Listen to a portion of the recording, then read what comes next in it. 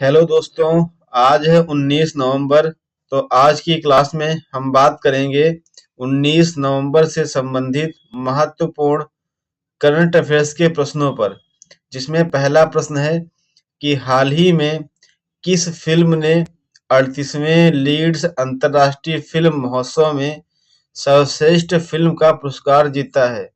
तो आपको बता दें कि अभी द फेबल फिल्म ने जो 38वें नंबर का लीड्स अंतर्राष्ट्रीय फिल्म महोत्सव हुआ है, जो कि ब्रिटेन में हुआ है। तो इस फिल्म महोत्सव में जो द फेबल्स फिल्म है उसे सर्वश्रेष्ठ फिल्म का पुरस्कार मिला है।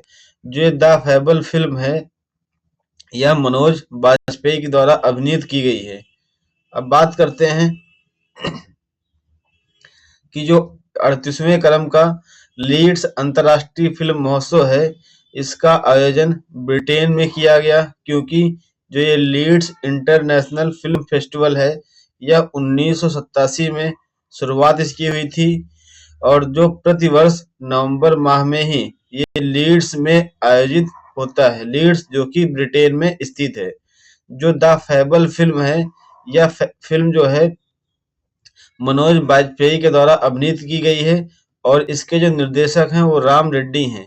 आपको डायरेक्टर का नाम ध्यान रखना है कि जो द फेबल फिल्म है उसके जो डायरेक्टर हैं वो राम रेड्डी हैं। यह एक लेखक भी हैं। तो हमें इतनी बातें ध्यान में रखनी है। अगला प्रश्न है कि हाल ही में वैज्ञानिकों को अब तक का सबसे बड़ा मूंगा किस महासागर में मिला है। मूंगा कह लो या फिर मूंगा कॉलोनी कह लो। तो जो अब तक का सबसे बड़ा मूंगा कॉलोनी प्राप्त हुआ है वैज्ञानिकों को, वो प्रशांत महासागर में एक द्वीप स्थित है जिसका नाम है सोलोमन द्वीप। इसी द्वीप में एक विशाल जो मूंगा कॉलोनी है वह खोजी गई है। तो हमारा सही उत्तर हो जाएगा ऑप्शन बी। बात करते थोड़ा डिटेल में इस टॉपिक पर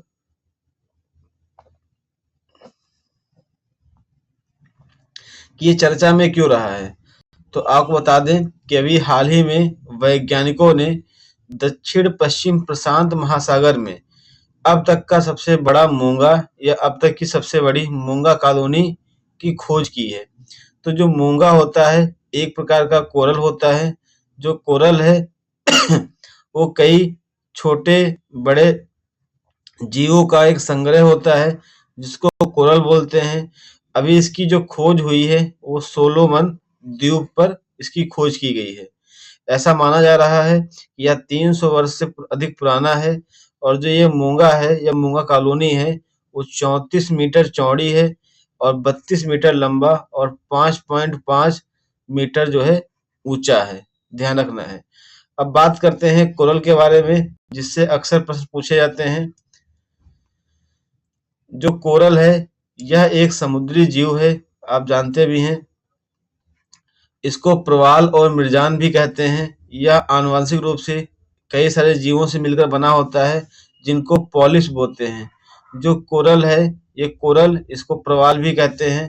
तो ये जो प्रवाल है ये शैवाल के साथ में मिल करके एक परस्पर संबंध बनाता है।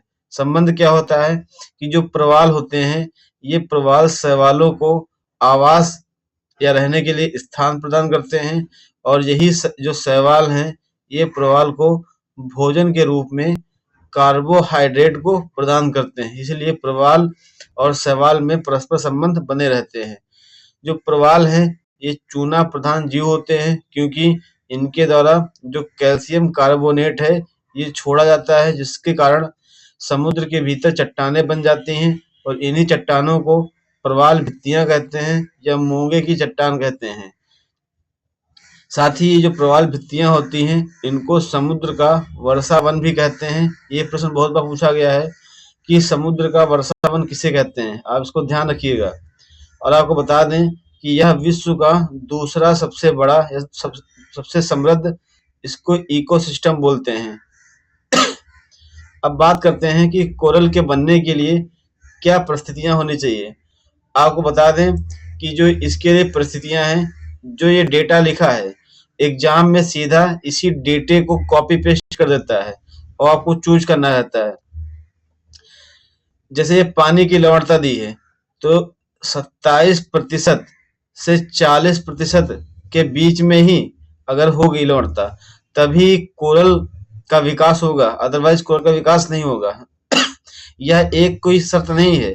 तापमान जो है वो 23 डिग्री से 29 डिग्री सेल्सियस के बीच में होना चाहिए पानी का तापमान, और पानी खारा होना चाहिए, और पानी खारा ना ज्यादा कम ना ज्यादा। बस ये जो एक रेंज दी है कि 27% से 40% के बीच में ही इसकी लवणता होनी चाहिए, ध्यान रखना है। और एक बात यह है कि ये 30 मीटर से कम गहराई पर ही इनके लिए अनुकूल दशा बनती है। और दूसरी बात है कि इनको ज्यादा प्रकाश की जरूरत होती है। अब सोचो कि ये जल की सतह है और ये गहराई है। यहाँ पर अगर प्रवाल का विकास या कोरल का विकास हो रहा है तो जो यहाँ से प्रकाश आएगा तो प्रकाश जो होगा यहाँ तक पहुंचने के लिए तो ये जो जल है ये पारदर्शी होना चाहिए। इसलिए कहा है कि जहां पर पानी अपारदर्शी होता है वहां पर कोरल अच्छी तरह से नहीं पनप पाते हैं। तो ध्यान रखना है जो ये परिस्थितियां हैं, एग्जाम में क्वेश्चन पूछता है कि निम्नलिखित में से कौन सी इसके लिए अनुकूल परिस्थितियां नहीं है। तो आपको एक पॉइंट ध्यान रखने हैं कि ये तापमान होना चाहिए, जो जल है खारा पानी होना चाहिए, जिसकी रेंज ये होनी चाहिए, और गहराई 30 मीटर तक, और ज्यादा प्रकाश की जरूरत होती है, और अपारदर्शी जो जल होता है तो वहां पर ये कोरल जो होते हैं नहीं पनप पाते हैं, इनका विकास नहीं होता है। इतनी बातें ध्यान में रखना है। अगला प्रश्न है हाल ही में प्रधानमंत्री नरेंद्र मोदी को किस देश ने राष्ट्रीय पुरस्कार grand commander of the order of niger से सम्मानित किया है?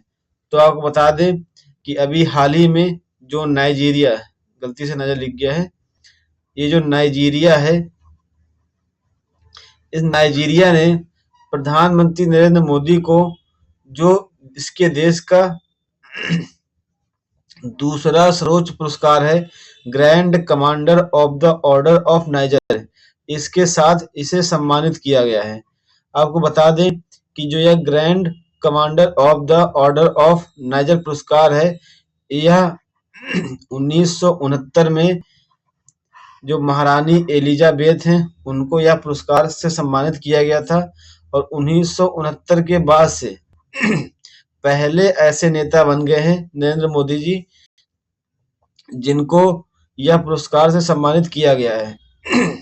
और ओवरऑल टाइम में दूसरा मौका है जब नरेंद्र मोदी जी को इस पुरस्कार से सम्मानित किया गया है। आइए बात करते हैं इसको डिटेल में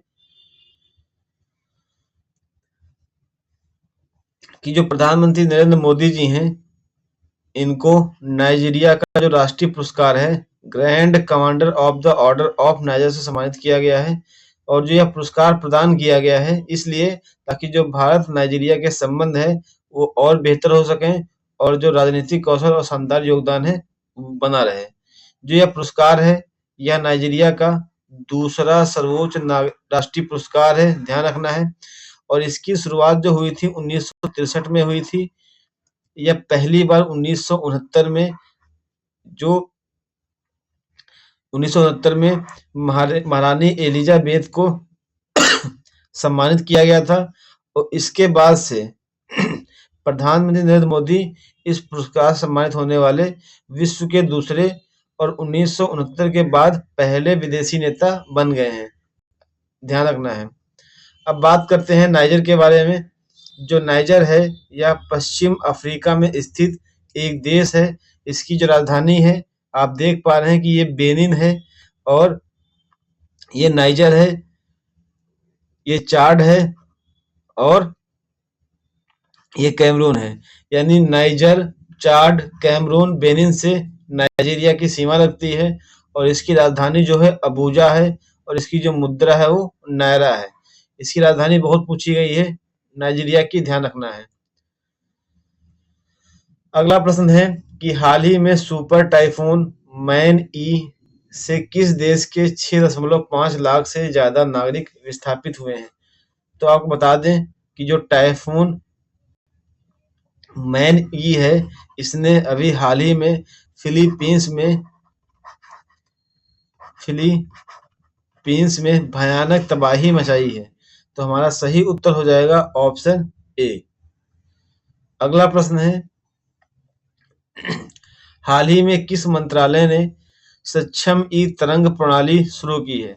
तो हाल ही में रक्षा मंत्रालय ने रक्षा व्यवस्था को और सुदृढ़ करने के लिए सक्षम ई तरंग प्रणाली शुरू की है, रक्षा मंत्रालय ने। अगला प्रश्न है कि दुर्लभ पक्षी स्कारलेट टैनेजर हाल ही में किस देश में देखा गया? तो आपको बता दें कि जो स्कारलेट टैनेजर है, यह जो दक्षिण अमेरिका है, इस दक्षिण अमेरिका का एक गीत पक्षी है, जिसको हाल ही में यूनाइटेड किंगडम में देखा गया है। तो हमारा सही उत्तर हो जाएगा ऑप्शन डी। आप इस क्वेश्चन को मार्क कर लीजिए।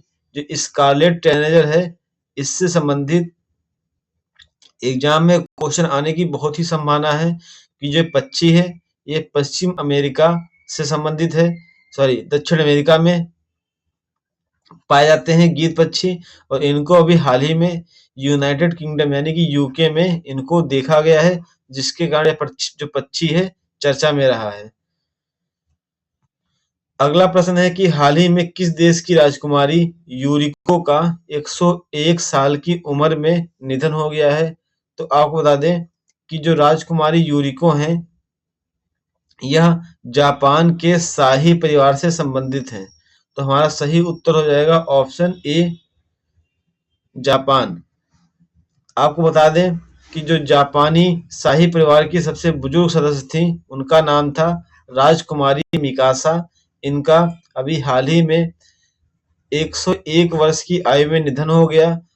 और जो राजकुमारी मिकासा जी हैं, इनका जन्म एक जापानी राजघराने में 1923 में हुआ था। और जब 1923 में इनका जन्म हुआ था, तो उस समय इनका नाम था यूरिको ताकागी, जिसके कारण इनको राजकुमारी यूरिको भी कहते हैं। अगला प्रश्न है कि हाल ही में इंडोनेशिया और किस देश ने केरिस वुमेरा 2024 संयुक्त नौसैनिक अभ्यास शुरू किया है? तो आपको बता दें कि जो केरिस वुमेरा 2024 संयुक्त नौसैनिक अभ्यास है, इसका आयोजन इंडोनेशिया और ऑस्ट्रेलिया के बीच में किया जाता है। और आपको बता दें कि जो केरिस वुमेरा है, इंडोनेशिया का जो पूर्वी जावा क्षेत्र है, पूर्वी जावा क्षेत्र में इस सम्मेलन को आयोजित किया जा रहा है। और इसका जो मेन उद्देश्य है कि जो साउथ चाइना सी है, दक्षिण चीन सागर में चीन की बढ़ती प्रवृत्ति को काउंटर करने के लिए यह अभ्यास किया जा रहा है, जिसका नाम है केरिस वुमेरा। तो हमारा सही उत्तर हो जाएगा ऑप्शन सी कि जो इंडोनेशिया है, वो ऑस्ट्रेलिया के साथ मिल करके केरिस वुमेरा जो नौसैनिक अभ्यास है, उसको आयोजित कर रहा है। यही बात बताई गई यहाँ पे कि इंडोनेशिया और ऑस्ट्रेलिया द्वारा जो संयुक्त सैन्य अभ्यास होता है, उसका नाम केरिस वुमेरा है। और इस सम्मेलन में लगभग 2000 सैनिक से ज्यादा इसमें शामिल हुए हैं। यह पूर्वी जावा में एक क्षेत्र है, जिसका नाम है बनोंगन समुद्र तट, वहां पर इसका आयोजन किया गया है। और यह इनका एक व्यापक जो इंडो पैसिफिक एंडेवर पहल है, इसका हिस्सा है। जो ये इंडो पैसिफिक एंडेवर पहल है, यह दोनों देशों के बीच सैन्य सहयोग को बढ़ावा देता है। इसका उद्देश्य बताया था कि दक्षिण चीन सागर में जो चीन की प्रवृत्ति बढ़ रही है, उसको काउंटर करने के लिए यह अभ्यास आयोजित किया जाता है। अगला प्रश्न है कि हाल ही में अंतर्राष्ट्रीय छात्र दिवस कब मनाया जाता है? तो आपको बता दें कि जो अंतर्राष्ट्रीय छात्र दिवस है, ये प्रत्येक वर्ष 17 नवंबर को मनाते हैं। यह क्यों मनाते हैं, देखते हैं कि जो अंतर्राष्ट्रीय छात्र दिवस है 17 नवंबर को मनाने के पीछे उद्देश्य यही है कि जो नाज़ी सेना है, उस समय उसके आक्रमण करने से लगभग 1000 छात्रों को कैद कर लिया गया था और उन्हें विश्वविद्यालय में बंद कर दिया गया था। साथ ही उन छात्रों ने बहुत कठिनाइयाँ झेली और जो प्राग विश्वविद्यालय है, उसमें द्वितीय विश्व युद्ध के समय कई लोगों ने जान गंवाई, जिसके कारण उन्हीं लोगों को या उनके सम्मान में यह दिवस मनाया जाता है। तो हमारा सही उत्तर था 17 नवंबर। अगला प्रश्न है कि हाल ही में ऐतिहासिक जौल जीवी मेला 2024 कहाँ प्रारंभ हुआ है? तो हाल ही में उत्तराखंड के जो मुख्यमंत्री हैं पुष्कर सिंह धामी, उन्होंने उत्तराखंड में एक जगह है जिसका नाम है पिथौरागढ़। इस पिथौरागढ़ में इस मेले का उद्घाटन या शुरुआत की गई है। तो हमारा सही उत्तर हो जाएगा ऑप्शन डी। बात करते हैं आगे कि अभी हाल ही में उत्तराखंड के जो मुख्यमंत्री पुष्कर सिंह धामी हैं, इन्होंने पिथौरागढ़ में जौल जीबी मेला 2024 का शुभारंभ किया है और साथ ही इसको राज्य की अमूल्य धरोहर भी बताया। जो जौल जीबी मेला है, इसका ऐतिहासिक रूप से महत्व भी रहा है, क्योंकि ये है मेला है, ये भारत, तिब्बत, नेपाल और आसपास के जो भी क्षेत्र हैं, उनके बीच सामंजस्य को बढ़ावा देने के लिए प्रसिद्ध है। आपको बता दें कि इस मेले के दौरान, यानी कि जौल जीबी जो मेला है, इस मेले के दौरान इन्होंने ग्रामीण और कृषि क्षेत्रों में 64.47 करोड़ रुपए का निवेश करने के साथ साथ 18 विकास परियोजनाओं को भी लोकार्पण और शिलान्यास किया। तो हमारे लिए जो महत्वपूर्ण है कि ये जो जौल जीबी मेला है, ये कहाँ आयोजित किया जाता है, कहाँ इसकी शुरुआत की गई है और किसने इसका शुभारंभ किया है, साथ ही इसकी भूमिका क्या है। तो इसकी जो भूमिका है, यह भारत और नेपाल के बीच जो आपसी समझ और आर्थिक संबंध है, उनको मजबूत करने में महत्वपूर्ण भूमिका निभाता है। तो दोस्तों, यह आज की करंट अफेयर की क्लास थी। अगर यह क्लास आपको अच्छी लगी हो तो वीडियो को लाइक करें, चैनल को सब्सक्राइब करें। धन्यवाद दोस्तों।